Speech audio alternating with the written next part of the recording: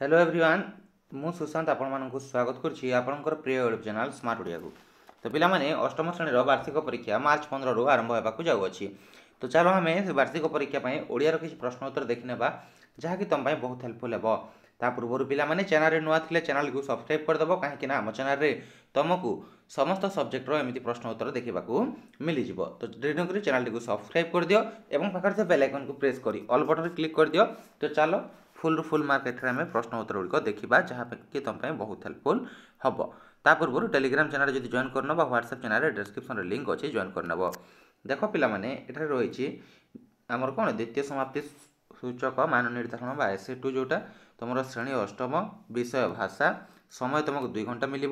प्रश्न संख्या रही पूर्ण संख्या रही 50 मार्क रही।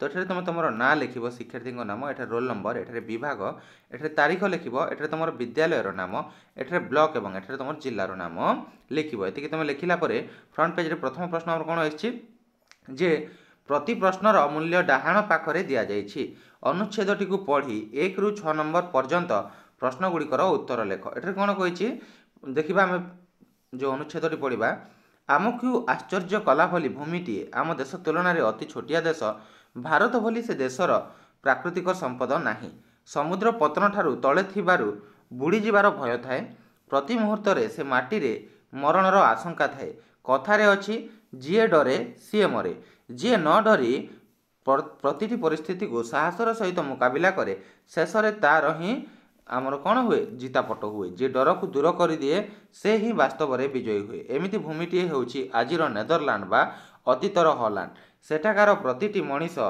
शैशवरु साहसी और मरण जयी देश और जाति पाई जीवन देवाकू से माने सदा तत्पर हांस परी बालक मानकर अमर गाथा ही गाई थाए ए जातिर जय गीत। तो ये थिला पैराग्राफ या नहीं किसी प्रश्न आमको देछि जेमिति 1 नंबर प्रश्न हॉलैंड रो वर्तमान नाम कौन।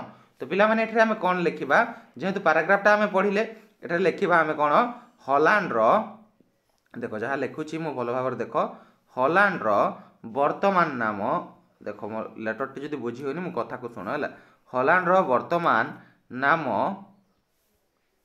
हेला कौन नेदरलैंड कौन हम पिला माने हॉलैंड रो वर्तमान नाम हेला नेदरलैंड बुझीला एमती लिखा बुझीपार। 1 नंबर प्रश्न गला भारत ठारू हॉलैंड किपरि भिन्न अटे। तो पिला माने एठे लिखिपार कौन लिखिपार ना भारत तुलन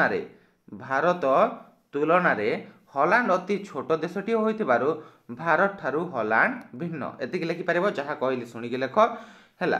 ताहापरे कहार अमर गाथा हॉलैंड रो जय गीति गाई थाए। तो पिला माने लिखिपार हांस परी बालक मानकर अमर गाथा ही गाई थाए से जातिर जय गीत जोटा कि लास्ट पॉइंट देखी पार्छ एतिक तुम लिखिपार ये जाए हांस परी बालक मानकर अमर गाथा ही गाई थाए से जातिर जय गीत एतिक लिखिदेव बुझीगला।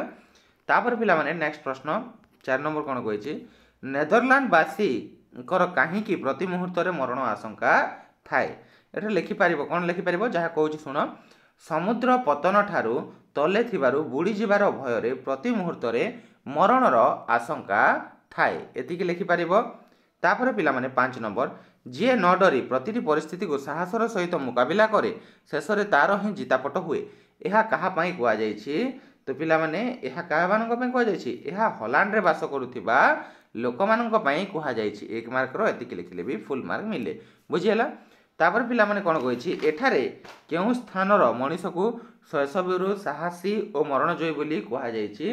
तो पिला माने एठारे हॉलैंड रो लोक मानकु हला हॉलैंड रो लोक मानकु हमर कोन बा मनीष मानकु शैशवरु साहसी और मरण जयी बोली कह जाइछि। तापर पिला माने नेक्स्ट प्रश्न हमको 7 नंबर देला कौन ना पद्यांशटी को पढ़ी 7 रु 12 नंबर पर्यंत प्रश्न गुड़िकर उत्तर लेख कौन होइछि देखिबा पद्यांशटी ठिया होइछि वृक्षटीए प्राणी मानकर बंधु सीए परिवेश करे सबुज सुंदर मनरे आनंद भरी दिए गोटिए जगार रही थाए खरा वर्षा शीत सही थाए फल संगी छाया प्रदान करी से एतिक रहिला। एबे देखो प्रश्न किए प्राणी जगतर बंधु अटे आमे देखलु सेठरे किए प्राणी जगतर बंधु पिला माने वृक्ष आमे लिखि परिबो कोन ବୃକ୍ଷ ତୁମେ ଖାଲି ବୃକ୍ଷ ବି ଲେଖିପାରିବ କିମ୍ବା ଏମିତି ଲେଖିପାରିବ ବୃକ୍ଷ ପ୍ରାଣୀ ଜଗତର ବନ୍ଧୁ ଅଟେ। ବୁଝିହେଲା। ଗଛକୁ ପ୍ରାଣୀମାନଙ୍କର ବନ୍ଧୁ ବୋଲି କାହିଁକି କୁହାଯାଇଛି ପିଲାମାନେ? କାହିଁକି ନା ଏଟା ଲେଖିପାରିବ ଗଛକୁ ପ୍ରାଣୀମାନଙ୍କର ବନ୍ଧୁ ବୋଲି କୁହାଯାଏ କାରଣ ଗଛ ପ୍ରାଣୀମାନଙ୍କୁ ଫଲ ଫୁଲ ଅମ୍ଳଜାନ ଆଦି ଛାୟା ଇତ୍ୟାଦି ଆମର କ'ଣ କରିଥାଏ? ଦେଇଥାଏ। ଏତିକି ଲେଖିପାରିବ। ତାପରେ 9 ନମ୍ବର, ପରିବେଶ କରେ ସବୁଜ ସୁନ୍ଦର ଏପରି କଥାଟି କହିବାର କାରଣ କ'ଣ? ଦୁଇଟି ବାକ୍ୟରେ ଉତ୍ତର ଲେଖ। ଏଠାରେ ଲେଖିପାରିବ ପିଲାମାନେ। ପରିବେଶ କରେ, ମୁଁ ଯାହା କହୁଛି ଶୁଣ, ଲେଖ ଖାତାରେ। ପରିବେଶ କରେ ସବୁଜ ସୁନ୍ଦର ଏପରି କଥାଟିଏ କହିବାର କାରଣ ହେଲା ଗଛ ବର୍ଷା ଋତୁରେ ନୂଆ ପତ୍ର ଆସେ ଓ ପରିବେଶ ସବୁ ସବୁଜ ଦେଖାଯାଏ, ଯାହାକି ପରିବେଶକୁ ଅତି ସୁନ୍ଦର କରିଥାଏ। ପୁଣି ଥରେ ମୁଁ କହିଦେଉଛି ପିଲାମାନେ ଯେ ପରିବେଶ କରେ ସବୁଜ ସୁନ୍ଦର ଏପରି କଥାଟି କହିବାର କାରଣ ହେଲା ଗଛ ବର୍ଷା ଋତୁରେ ନୂଆ ପତ୍ର ଆସେ ଓ ପରିବେଶ ସବୁଜ ଦେଖାଯାଏ, ଯାହାକି ପରିବେଶକୁ ଆହୁରି ସୁନ୍ଦର କରିଦିଏ। ଏତିକି ଲେଖିପାରିବ ହେଲା। ତାପରେ ପିଲାମାନେ 10 ନମ୍ବର, କିଏ ମନରେ ଆନନ୍ଦ ଭରିଦିଏ? ତ ପିଲାମାନେ ସବୁଜ ଗଛଲତା ମନରେ ଆନନ୍ଦ ଭରିଦିଏ। କିଏ ଭରିଦିଏ? ସବୁଜ ଗଛଲତା ମନରେ ଆନନ୍ଦ ଭରିଦିଏ। ବୁଝିହେଲା। ତାପରେ ପିଲାମାନେ 11 ନମ୍ବର, ପଦ୍ୟ ଅନୁଯାୟୀ କିଏ ସମସ୍ତଙ୍କର ମନ ମୋହିଥାଏ?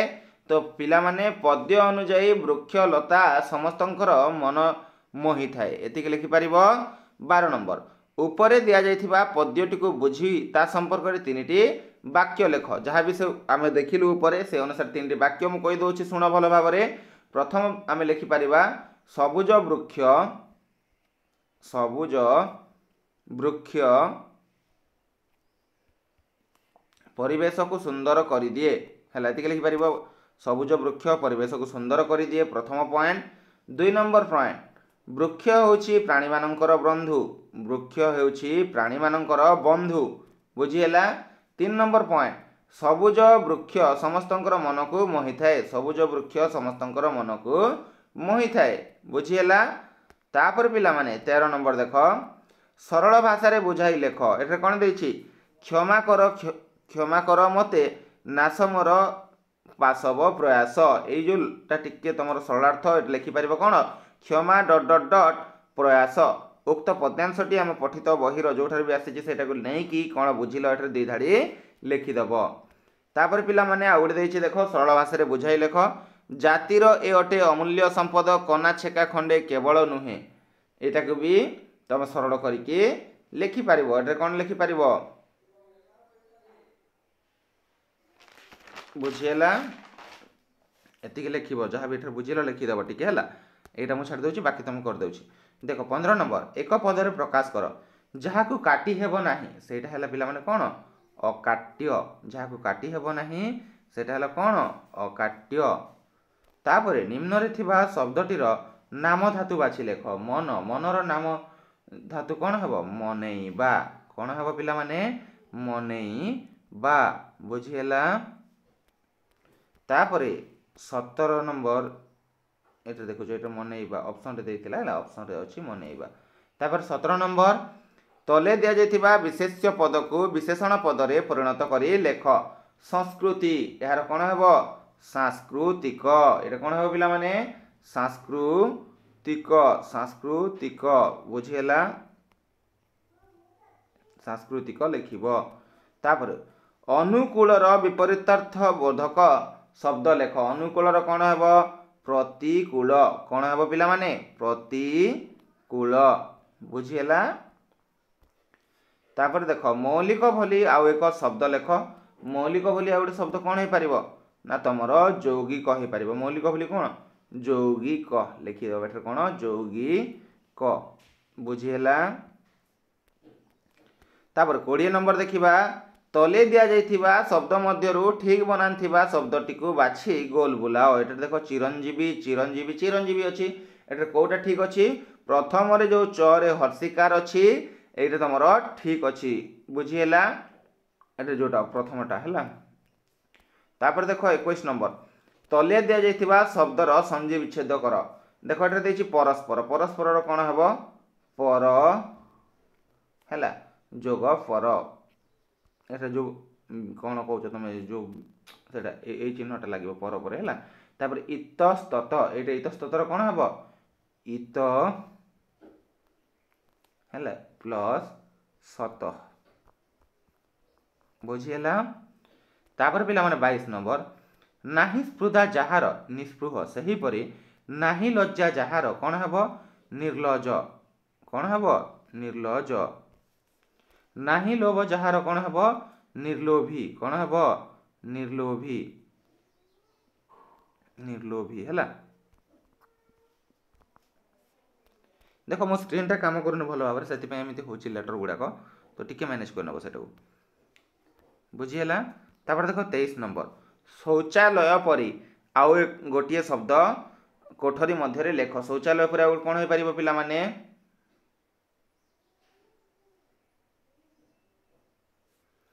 शौचालय पर गोटे शब्द कौन हो पार विद्यालय हो पार है विद्यालय लिखिपर बुझीगला विद्यालय तापर 24 नंबर तले दी जाइथिबा रूढ़ीर अर्थ लेख एवं रूढ़ी को व्यवहार कर गोटे वाक्य भी लिखा कही तो ये रूढ़ी कौन देख देख ओलियारू गजा ओलियारू गजा ओलियारू गजार अर्थ कौन पे लिख अर्थ है अर्थ लिखिक लिख जन्मरु चतुर जन्मरु चतुर बुझीगला तापर यह नहीं गोटे वाक्य आम लिखा वाक्य कौन हम वाक्य पड़ोशी घर पिलाटी ओलिया जन्मरु चतुर बा ओलियारू गजा पड़ोशी घर पिलाटी ओलियारू गजा लिखिदेव एतिक है तापर जीवा आमर 25 नंबर कौन कही 25 नंबर देख कौन कही ब्राह्मण कौन कही तुमको बुझाइबी सना बो तुम्हें से दिन पण कर ना पर पाई तुम निजर अति प्रिय वस्तु भी त्याग कर तो क्यों प्रसंग कहुई तुम पाठ जो मैंने अच्छी पाठ टी खोजिक लिखिदेव ना टेलीग्राम चैनल जॉइन कर मुझेदेवी से तापर 26 नंबर देख देवेंद्र देख भाई आम भितर तो सेमती किसी भूल बुझामणा नहीं तेणु बड़ भाई भावे मुझे जो प्रस्ताव देवी तुम्हें कहीं अपसंद करबनी यहाँ भी तुमको मो टेलीग्राम प्रोवाइड करदेवी 27 नंबर तुम विद्यालय पालन कर गोटे जातीय दिवस स्वाधीनता दिवस बा गणतंत्र दिवस बा गुरु दिवस बा शिशु दिवस विषय 80 धाड़ी शब्द लिखिपर बुझीगला तो तापर देखिए पिला माने कौन तुम देह खराब थी गोटे दिन छुट्टी प्रधान शिक्षक निकट को दरखास्त लेख ए सबूर भी जब आंसर दरकार ताहले मत कमेंट सेक्शन में कमेंट कर मुझे भी तुमको प्रोवाइड करदेवी और भिडियोटी को निज सांगसाथी सहित सेयार करने को जमार भूलबानी चैनल को भी सब्सक्राइब करदेव देखा यथाशीघ्र एक नुआ भिडियो से पर्यटन मत विदाय दिंतु thank you for watching see you in our next video.